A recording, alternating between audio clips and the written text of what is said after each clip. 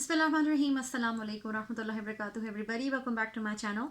ये वीडियो बहुत ही सिंपल सी होने वाली है और इसके बारे में मैं सिर्फ इतना कहूँगी कि बहुत सारे लोगों को ये क्यूरोसिटी होती है, उनके सवाल होते हैं कि जी अपने बारे में थोड़ा सा बताइए कि मेरा एजुकेशनल बैकग्राउंड क्या है, इसके अलावा मेरा लेट्स से कौन से सिटी से मैं बिलोंग करती हूँ या मैंने कहाँ से एजुकेशन ली है, इसके अलावा मेरा टीचिंग एक्सपीरियंस क्या है और मैं पाकिस्तान से सऊदी फिर सऊदी टू कनाडा, ये जो मेरा सारा जर्नी रहा है इसके बारे में थोड़ा सा मैं बताऊँ। तो ये वीडियो मैं टिपिकली इसी चीज़ पे मैं बताने वाली हूँ। Let's get started without any further ado. तो सबसे पहले तो मैं ये बता दूँ कि जी मैं हूँ कराची पाकिस्तान से और मेरा एजुकेशनल बैकग्राउंड मैं स्टार्ट करूँगी ग्रेड 10 से। ठीक है, तो ग्रेड 10 जो पाकिस्तान में मैट्रिक भी कहलाता है, मैट्रिक मैंने किया था पाकिस्तान एयर फोर्स स्कूल से और साइंस में किया था। और जब मैं साइंस की बात करती हूँ तो मैथ, फिज़िक्स, केमिस्ट्री, बायोलॉजी कहलाता है। ठीक है जी। आफ्टर मैट्रिक मैंने intermediate means high school diploma, ये मैंने प्री इंजीनियरिंग में किया सेम इंस्टीट्यूट से, यानी पाकिस्तान एयरफोर्स कॉलेज से। ठीक है जी, मेरा पाकिस्तान एयरफोर्स स्कूल से मैट्रिक है, पाकिस्तान एयरफोर्स कॉलेज से मेरा इंटरमीडिएट है प्री इंजीनियरिंग में। और अगेन जब प्री इंजीनियरिंग की बात करते हैं तो सभी को पता होगा कि जी math physics chemistry. Fine, let's move on. उसके बाद जी उस वक्त बूम था एक पर्टिकुलर डिग्री का और वो था BS, bachelors in sciences and computer sciences. तो उस वक्त कराची यूनिवर्सिटी में ये नया नया डिपार्टमेंट खुला था और जो प्री इंजीनियरिंग से पास आउट हो रहा था तो उसके लिए सबसे जो टॉप मोस्ट जैसे कहते हैं ना ऑप्शन थी, जो उसकी प्रायोरिटी थी वो ये थी कि जी इसमें किसी ना किसी तरह एडमिशन हो जाए। और उस ज़माने में ये था कि जी आपको ऑब्वियसली अभी भी यही होता है कि जितने भी जो बेस्ट इंस्टीट्यूट्स होते हैं किसी भी सिटी के किसी भी कंट्री के, उनमें एडमिशन टेस्ट होता है, इंटरव्यू होता है, तो उसमें भी ऐसा ही था। तो अल्हम्दुलिल्लाह, अल्लाह का शुक्र है लाख लाख कि I clear the test, I clear the interview and everything and I got admission in bachelors in computer sciences Karachi university. और अगेन उस वक्त मुझे याद है कि 150 का एडमिशन हुआ था and I was one of the 15 or 20 girls जो थी out of 150 students, alhamdulillah. But after attending about 10 to 15 days of my classes, मुझे ये realize हुआ कि यार ये कुछ ज़्यादा ही professional degree हो जा रही है, ये I really don't think I'm made for this. तो it was a big decision of my life. I dropped it और I did my istikhara, so you don't worry about that, alhamdulillah. And then I weighed उसे कहते हैं ना एक pros and cons की list बनती है, मैंने भी वही बनाई थी। And then I finally decided to drop it after taking the advice of my teachers and my whosoever were close to me, right? तो फिर then I finally made up my mind कि जी इसको ड्रॉप किया जाए। and then I started my bachelor's in BSc जैसे आप बोलते हैं, bachelor's in science in mathematics, statistics and economics from DHA Degree College for Women, Karachi. वो था 2 साल का, क्योंकि it was from the college. उस वक्त मैंने यूनिवर्सिटी से यानी कराची यूनिवर्सिटी से नहीं किया था, तो मेरी ऑनर्स डिग्री नहीं थी। बोर्ड के एग्ज़ाम्स दिए। इट वाज बिलीव मी, जो लोग BSc कॉलेजेस से करते हैं उनको अंदाज़ा होगा कि ये यूनिवर्सिटी से कहीं ज़्यादा मुश्किल होता है, क्योंकि आप पूरे साल का एक बोर्ड का एग्ज़ाम देते हैं और आपको सब कुछ पढ़ना पड़ता है। It's unlike semester system. जब मैंने सेमेस्टर सिस्टम पढ़ा तो बाद में मुझे फील हुआ कि यार ये तो हलवा है। Anyway, so maths and economics में BSc किया मैंने from DHA degree college for women Karachi से। उसके बाद फिर सवाल पैदा हुआ कि अच्छा जी अब आगे क्या करें। तो आई हैड चॉइसेस कि जी मैथमेटिक्स, स्टैटिस्टिक्स, इकोनॉमिक्स तीनों मेजर सब्जेक्ट्स से। तो फिर आई डिसाइडेड, और अगेन एडवाइस ली थी मैंने अपने बहुत ही फेवरेट टीचर से, जो कि आइडियल टीचर हैं और अभी भी मैं उनसे इन टच हूँ अल्हम्दुलिल्लाह। तो उनसे जब मैंने एडवाइस ली तो उन्होंने मुझे ये बोला कि यार just go for applied math in masters in applied math Karachi university, क्योंकि मैथ की डिमांड कभी भी ख़त्म नहीं होगी। एंड अल्हम्दुलिल्लाह आई got admission Karachi university in mathematics. वहाँ से मैंने MSc किया इन अप्लाइड मैथ। उसके बाद मूव ऑन करते हैं माई फर्स्ट जॉब। जब हमने ये कर लिया उसके बाद आई स्टार्टेड अप्लाइंग। अल्हम्दुलिल्लाह दिसंबर में कराची यूनिवर्सिटी का सेशन कंप्लीट होता है और उसके बाद जनवरी में अल्हम्दुलिल्लाह I got my first job, और वो थी बहरिया फाउंडेशन स्कूल में ना। आपने नोट किया होगा कि मैं हर चीज़ का नाम ले लेके बता रही हूँ ताकि कोई भी किसी किस्म का जो लोग मुझसे रिलेट कर सकते हैं वो मुझे बता सकें, वो समझ सकें कि एक बहुत ही नॉर्मल सी मेरी लाइफ स्टोरी है जो कि बहुत सारे लोगों की भी होगी। तो let's obviously discuss some more details about me कि मेरी फ़र्स्ट जॉब कहाँ थी। जी मेरा बहरिया फाउंडेशन स्कूल में जॉब थी, जो कराची में रहने वाले हैं उनको मालूम होगा कि ये किधर है। और वहाँ पे मैंने ग्रेड 6 to 11 पढ़ाया था, मैथमेटिक्स और ओ लेवल्स को भी पढ़ाया था वहाँ पे। उसके बाद मूव ऑन करते हैं सेकेंड जॉब के लिए। सेकेंड जॉब मेरी थी सिटी स्कूल में, और सिटी स्कूल में मैंने अगेन ग्रेड 10 और 11 को मैथ एंड एडिशनल मैथ पढ़ाया। उसके बाद यानी ओ लेवल्स को मैथ एंड एडिशनल मैथ्स पढ़ाया। उसके बाद मेरी थर्ड जॉब भी सिटी स्कूल में ही थी, और क्योंकि शादी हो गई देन आई मूव्ड, तो फिर मैंने जो थर्ड जॉब थी तो वो किसी और ब्रांच में यानी एक और कैंपस में हुआ था, और वो वहाँ पे मैंने that was a very different experience for me, क्योंकि मैंने ज़िंदगी में इस्लामिक स्टडीज़ नहीं पढ़ाया था। तो वहाँ पे मैंने मैथ एंड इस्लामिक स्टडीज़ पढ़ाया ग्रेड 8 को, क्योंकि वो एलिमेंट्री स्कूल था तो मेरे पास ज़्यादा ऑप्शंस थे नहीं। बट अल्हम्दुलिल्लाह I enjoyed the experience, but it was a very tough experience because math teachers can relate to me कि हम लोगों को नंबर्स चेक करने की आदत है, और इस्लामिक स्टडीज़ में आपका थियरी होती है तो आपको वो इतना लंबा लंबा चेक करने में थोड़ा प्रॉब्लम हुई। लेकिन I love the experience of teaching Islamic studies. ठीक है, उसके बाद मैं आती हूँ अपनी फोर्थ जॉब पे। फोर्थ जॉब थी मेरी बीकन हाउस स्कूल सिस्टम में। अगेन मैंने ओ लेवल्स को मैथ और एड मैथ पढ़ाया, जिसे आप एडिशनल मैथमेटिक्स भी कहते हो। उसके बाद आती है बारी कि जी हो गया जी जो शादी हुई थी। उसके बाद अल्हम्दुलिल्लाह फिर बच्चों का सिलसिला चल पड़ा, तो अल्लाह का शुक्र है लाख लाख। फिर I took a break from my you can say teaching, and then I started off with bachelor's in education from government college of education Karachi, जो एफिलिएटेड है कराची यूनिवर्सिटी से। उसमें मैंने अपना बीएड किया था अबाउट 1 ईयर का, और ये मैं सारी चीज़ें डिटेल में डिस्कस कर चुकी हूँ कि 1 ईयर में मेरे अराउंड आई थिंक 32-33 क्रेडिट्स बनते हैं। वो मैंने किया था मैथ और फिजिक्स में। ठीक है, अप्रॉक्सीमेटली मैं 30 क्रेडिट आवर्स को लेके चलूँगी। उसके बाद जी कहानी ये हुई कि जब मैंने बैचलर्स कर लिया तो मुझे मशवरा ये मिला कि अगर आप बैचलर्स कर लें तो विदाउट एनी गैप आप मास्टर्स ऑफ एजुकेशन भी कर लें। तो फिर मैंने उसी कॉलेज से यानी government college of education Karachi से अपना मास्टर्स ऑफ एजुकेशन भी कंप्लीट कर लिया, और वो भी उसके क्रेडिट आवर्स भी अगर कोई जानना चाहे तो वो भी around 30 credit hours, 33 exactly credit hours बनते हैं उसके। ठीक है जी, अब हम मूव ऑन करते हैं कि जी इस वक्त शादी भी हो चुकी थी, मेरे बच्चे भी अल्हम्दुलिल्लाह 2 हो चुके थे। हस्बैंड को फाइनली जॉब मिलती है रियाद सऊदी अरेबिया में, तो हम मूव हो गए सऊदी अरेबिया यानी रियाद स्पेसिफिकली। वहाँ भी मेरी फ़र्स्ट जॉब लगी Pakistan international school English section, जिसे आप पाइसिस के नाम से भी जानते हैं। वहाँ पे मैंने ओ लेवल्स मैथ पढ़ाना स्टार्ट की। अगेन वो भी बहुत अच्छा एक्सपीरियंस रहा। याद रखिएगा जो पाकिस्तानी स्कूल्स हैं in Saudi they are 2 kinds, एक फेडरल सिस्टम पढ़ाता है और एक इंग्लिश सेक्शन होता है जो कैम्ब्रिज पढ़ाता है। तो मेरी जो जॉब थी वो कैम्ब्रिज में हुई थी, मैं फेडरल बोर्ड नहीं पढ़ा रही थी। ठीक है जी, तो मनरा उसके बाद मैं जॉब स्विच हुई मेरी, तो आप समझे मेरी 5th जॉब पाइसिस में थी। और उसके बाद मेरी 6th job Manarat International School Riyadh में थी, और वहाँ पे मैंने थोड़ा सा हट के पढ़ाया क्योंकि मैं अभी तक जो भी जॉब एक्सपीरियंस था वो मेरा ओ लेवल्स मैथ टीचिंग का था। यहाँ पे आके मैंने अमेरिकन सिस्टम को 3 साल तकरीबन मेरी यहाँ पे जॉब थी, तो अमेरिकन सिस्टम को हाई स्कूल मैथ पढ़ा रही थी मैं अमेरिकन सिस्टम को, इसके अलावा ए लेवल्स का मैथ पढ़ा रही थी। ठीक है जी, मूविंग ऑन। अब ये सारी कहानी चलती रही। अब जब हम ये कर ही रही थी मैं जॉब, हस्बैंड भी की भी अल्हम्दुलिल्लाह वहाँ पे अच्छी खासी जॉब चल रही थी, देन वी रियलाइज्ड कि यहाँ पे अगर आपकी जॉब जाती है सऊदी में या जो भी मिडल ईस्ट के कंट्रीज़ हैं, अगर आपकी job you lose your job then you have to go back to your home country. Home country में आप सबको पता है कि जी हमेशा आप चाहते हो कि जी थोड़ा हालात अच्छे हों, बच्चों के लिए बेटर फ्यूचर आप दे सको।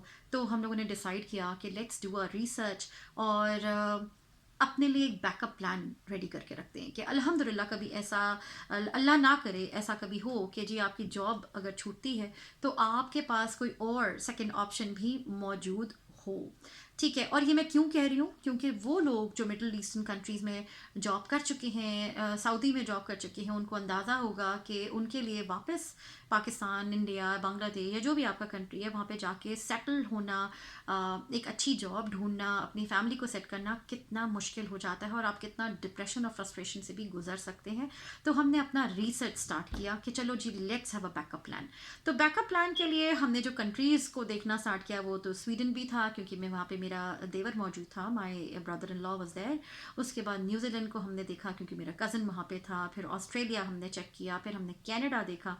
और जब हमने ये सब रिसर्च की तो हमें नज़र ये आया कि Canada can be one of the good options जिसके बारे में सोचा जा सकता है।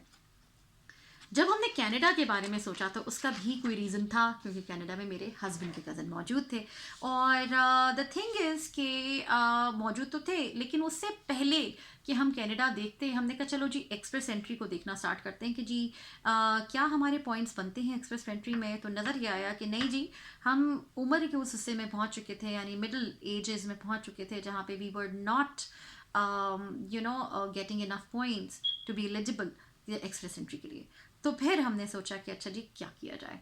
तो जब हमने ये सोचना स्टार्ट किया तो हमें नज़र ये आया कि कनाडा में उस वक्त सेंट जॉन्स में, जो कि न्यू फाउंडलैंड लेब्राडोर जो प्रोविंस है कनाडा का, उसका कैपिटल है सेंट जॉन्स, उसमें मेरे हस्बैंड के कज़न मेमोरियल यूनिवर्सिटी में पढ़ रहे थे। तो हमने फाइनली डिसाइड किया कि let's have that as an option. और इत्तेफाक से वो बहुत अफोर्डेबल यूनिवर्सिटी भी थी। और फिर हमने उसके लिए एडमिशन अप्लाई किया। जब एडमिशन अप्लाई किया तो अल्हम्दुलिल्लाह एडमिशन मेरा 2016 में हो चुका था। और 2016 में जब एडमिशन हुआ तो हमें लगा कि चलो जी वीज़ा तो मसला ही कोई नहीं, लेकिन जब वीज़ा के लिए अप्लाई किया तो वो रिजेक्ट हो गया। I continued with my job in Manarat. मैं उस वक्त मनारात में टीच कर रही थी। उसके बाद हमने 2017 में दोबारा अप्लाई किया और वीज़ा दोबारा रिजेक्ट हो गया। फिर हमने 2018 में हमने कहा कि जी this would be the last time जब हम अप्लाई करेंगे। और हमने अप्लाई करके हम कराची वेकेशंस पे चले गए। पता ये चला कि जब हम लोग उसी 2018 में जब हम लोग वापस आए तो हमने जब चेकआउट की अपनी मेल्स को तो अब वो आया हुआ था कि जी आपका वीज़ा एक्सेप्ट हो चुका है। लेकिन ये याद रखिएगा जब हमने उस वक्त अप्लाई किया तो हमें ये समझ आया कि जब हम चारों अप्लाई कर रहे हैं, यानी मैं, हस्बैंड और दोनों बच्चे, तो नहीं हो रहा। तो हमने हस्बैंड के बगैर अप्लाई किया था, तो मेरा और मेरे दोनों बच्चों का अल्हम्दुलिल्लाह हो गया। तो ये बात है 2018 अगस्त की। अब 2018 अगस्त में ये हुआ है और जो सेशन स्टार्ट हो रहा था वो 2018 सितंबर में स्टार्ट हो रहा था, टू बी एग्जैक्ट 4 सितंबर को स्टार्ट हो रहा था। कहानी ये हुई कि हमने फिर वीज़ा के पासपोर्ट्स के लिए और ये सब चीज़ जो भी वीज़ा के लिए आ रहा था कि जी आप अपने पासपोर्ट्स भेजो, हमने स्टैम्प करना है दिस एंड दैट, जल्दी किया। I could not serve my notice period in Manarat. और हमारी सितंबर 13 2018 को फ़्लाइट हो गई टू कनाडा और हमने टोरंटो में लैंड कर लिया ऑन 14 सितंबर 2018। और ये है कहानी पाकिस्तान टू सऊदी की। अब हम सऊदी से कनाडा पहुंच चुके हैं। अब मैं जब कनाडा की बात करती हूँ तो मैं उसके बारे में भी आपको थोड़ा सा बता दूं कि जी जब मैंने 2018 में सितंबर 13 को कनाडा लैंड किया तो इस वक्त सिर्फ मैं और मेरे 2 बच्चे कनाडा आए थे। हस्बैंड ने डिसाइड किया कि जी वो रियाद में ही रुकेंगे। और क्योंकि obviously unless and until you have a job in other country, ये बहुत ही डिफ़िकल्ट हो जाता है कि आप अपनी बनी बनाई जॉब छोड़कर जाएं, क्योंकि हम एज एन इंटरनेशनल स्टूडेंट्स बहुत ही ज़्यादा फ़ी पे कर रहे होते हैं। तो फाइनली कुछ ये डिसाइड हुआ कि जी husband is gonna stay back and he is going to finance my education, और मैं और दोनों बच्चे कनाडा में अकेले रहेंगे। नाउ हम आ गए दोनों बच्चों को लेके कनाडा इन 2018 सितंबर। उस वक्त मेरे बच्चों की एजेस थी 9 and 10 years, दोनों बेटे हैं अल्हम्दुलिल्लाह। और इसके बाद विदाउट हस्बैंड ऑब्वियसली बहुत सारे चैलेंजेस थे मुझे, इतना आसान काम नहीं है। सबसे बड़ा चैलेंज तो यही होता है कि आपके पास कोई हेल्प नहीं होती अपने बच्चों के हवाले से।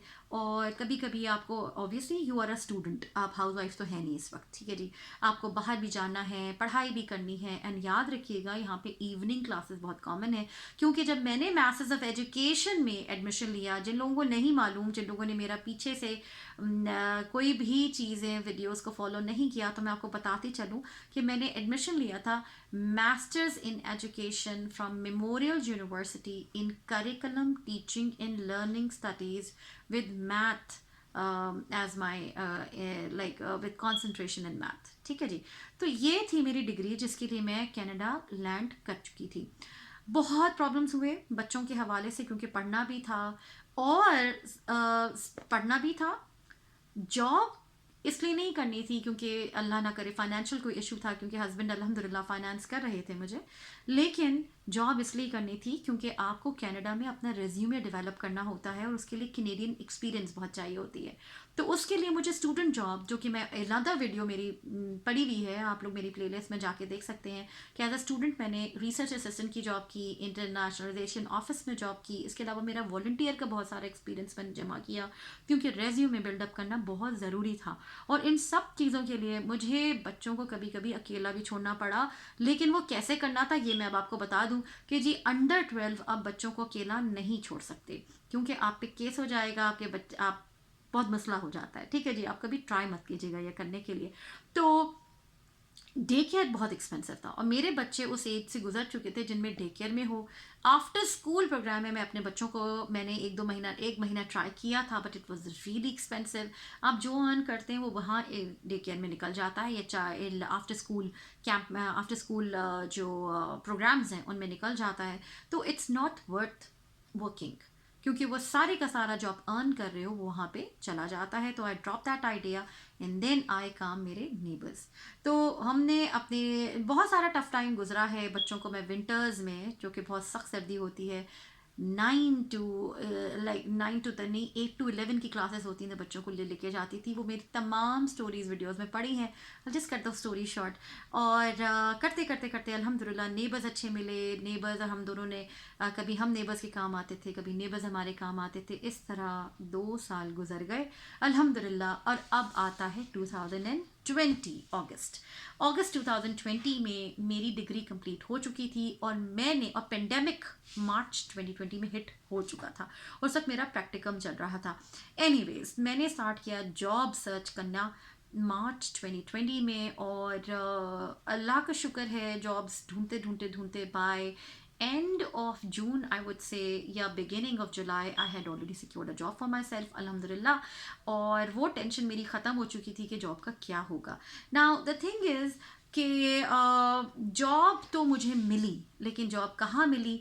एक चीज़ जो मैंने जॉब सर्च के दौरान समझी वो ये थी कि जो हम जैसे जो आउटसाइडर्स आप बोलें, कि जो कैनेडियन सिटीजन्स नहीं हैं, जो पीआर होल्डर्स नहीं हैं, उन लोगों के लिए ज़्यादातर जॉब्स रूरल एरियाज़ में या सबर्ब्स में आप बोल सकते हैं अवेलेबल हैं।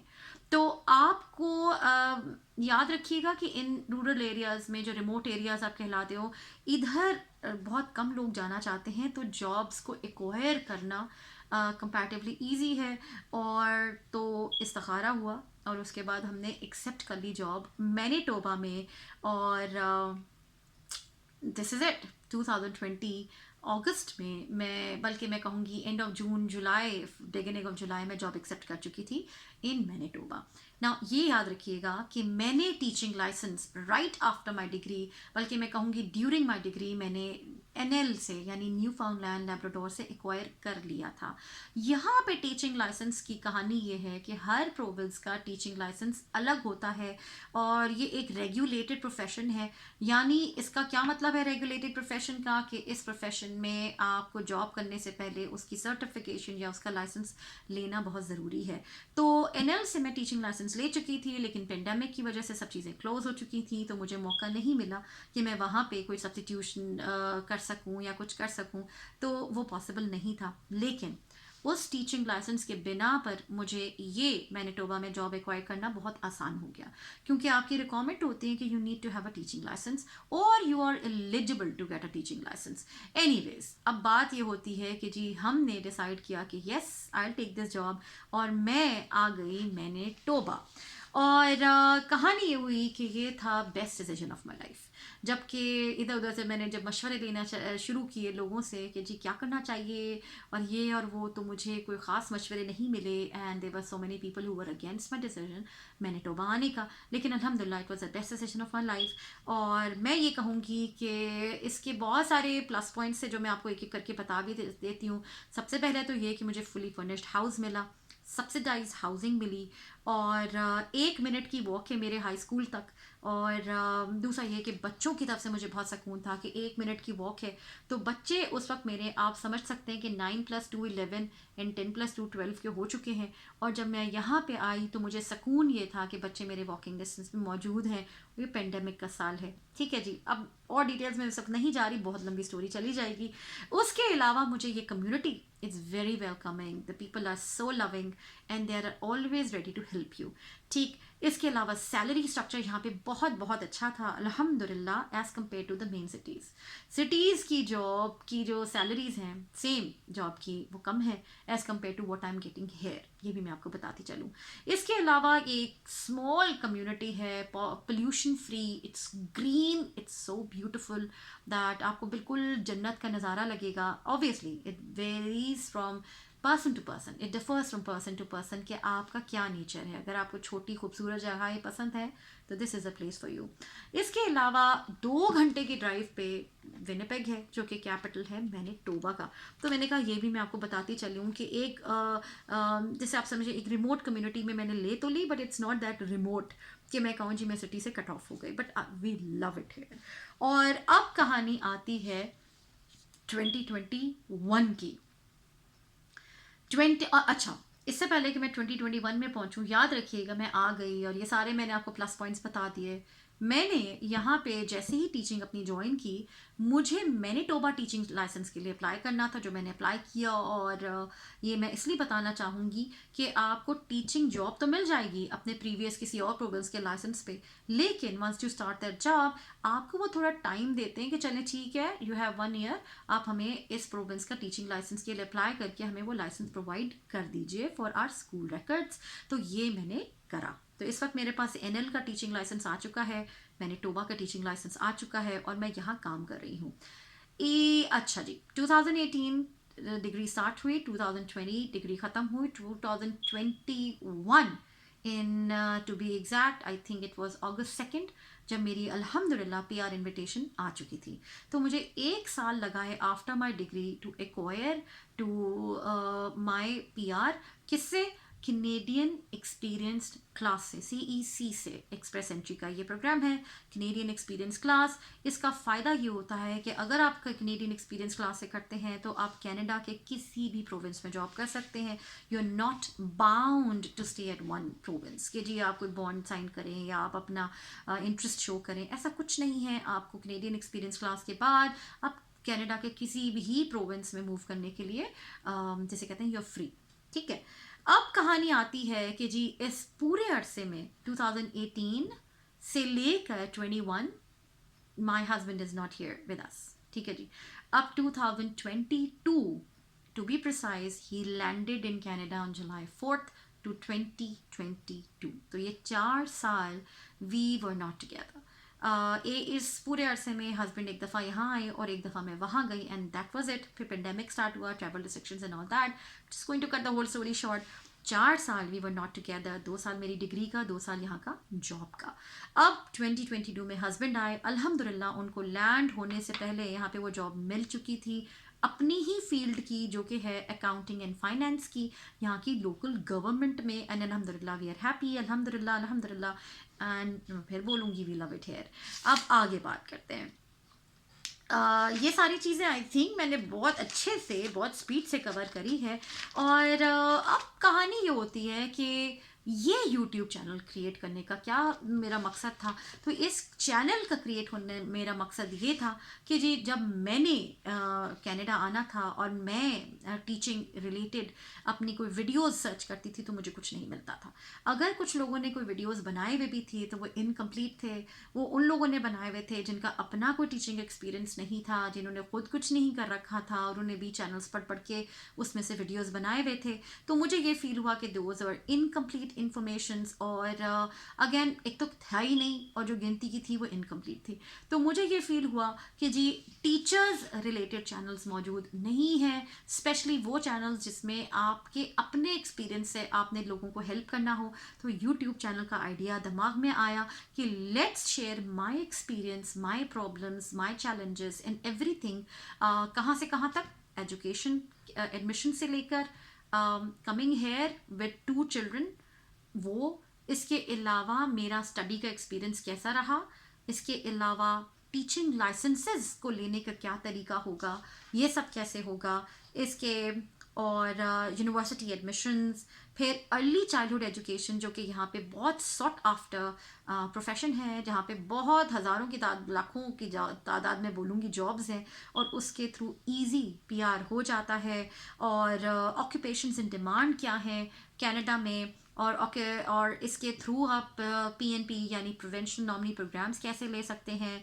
इसके अलावा मेरे एक्सपीरियंसेस हर हवाले से, स्टडी एक्सपीरियंस, लिविंग एक्सपीरियंसेस, बच्चों को लेके एक्सपीरियंसेस और लाइसेंसेस का एक्सपीरियंस, हर तरह का एक्सपीरियंस, टीचिंग एक्सपीरियंस कैसा है, यहाँ के लिविंग एक्सपेंसेस क्या हैं कनाडा के, और वक्त के साथ साथ वो चेंज हो रहे हैं, कोई भी चीज़ फिक्स्ड नहीं है क्योंकि इन्फ्लेशन तो पूरी दुनिया में आई है।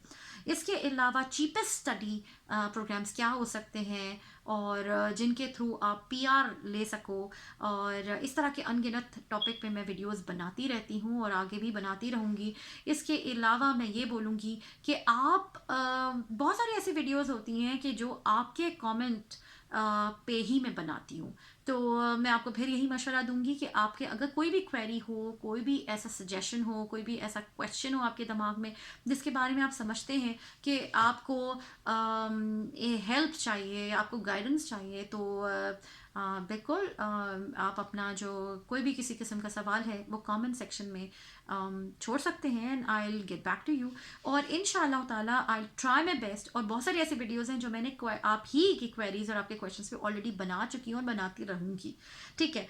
और अब मैं क्या कर रही हूँ, तो ये फाइनली हम आ जाते हैं to the end of the video. अब मैं क्या कर रही हूँ कि जी I am a full time high school math and science teacher. जब मैथ एंड साइंस की बात करती हूँ तो math is my main subject. इसके अलावा याद रखिएगा कनाडा में टीचर्स को दे आर एक्सपेक्टेड कि एटलीस्ट आपके 2 स्पेशलाइजेशन एरियाज हों। तो मैथ एंड साइंस का एक कॉम्बिनेशन चलता है। तो I have taught physics, I have taught chemistry, I have taught biology and right now I am teaching math and chemistry to grade 10, 11 and 12, ठीक है जी, हाई स्कूल में। और एज की अगर बात करें तो यहाँ पे 18+ के बच्चे भी ग्रेड 12 में होते हैं क्योंकि उनका जो लास्ट एज है वो है 21 ईयर्स। तो हमारे पास ऐसे बच्चे आते हैं जो 21 ईयर्स तक के बच्चे भी होते हैं इन हाई स्कूल। फाइन, अब मैं एक full time high school math and science teacher हूँ। इसके अलावा मैं एक ऑनलाइन इस्लामिक स्कूल का भी हिस्सा हूँ अल्हम्दुलिल्लाह। और उसके अलावा मैं ऑनलाइन ट्यूशन्स भी मैनेज करने की कोशिश कर रही होती हूँ, जो आजकल भी दे रही थी मैं। और उसके अलावा अपना जो मैं हमेशा कहती हूँ कि आई am a life long learner, और मुझे ये अच्छा लगता है और मैं आपको भी रेकमेंड करूँगी कि आप कभी भी अपनी जो एजुकेशन जर्नी है उसको रोकिए नहीं, क्योंकि दुनिया में जो इनोवेशंस आ रहे हैं उसका साथ जैसे कहते हैं ना, उसके साथ रहना बहुत ज़रूरी है, वरना पीछे रह जाएंगे। तो मैं ऑनलाइन कोर्सेज भी कर रही होती हूँ और अभी भी मैंने समर्स में भी एक ऑनलाइन कोर्स लिया हुआ था, वो भी मैंने कंप्लीट किया है। मैं कहाँ से कर रही हूँ ये भी मैं आपको बता देती हूँ कि जी मैं कोर्सेरा से करती हूँ। कोर्सेरा एक ऑनलाइन प्लेटफॉर्म है, उसके बारे में भी मैं एक वीडियो होपफुली बनाने की कोशिश करूँगी। और इसमें क्या होता है कि ये ऑनलाइन कोर्सेज होते हैं और दुनिया भर के जो रिकग्नाइज यानी एक्रेडिटेड जो इंस्टीट्यूशंस हैं उनसे ये वही ये कोर्सेज कंडक्ट करवाते हैं। तो इसका जो आप कहते हैं ना कि जी ये रिकग्नाइज है या नहीं, तो उसका कोई सवाल नहीं रह जाता। तो इसका बहुत सीधा हिसाब है।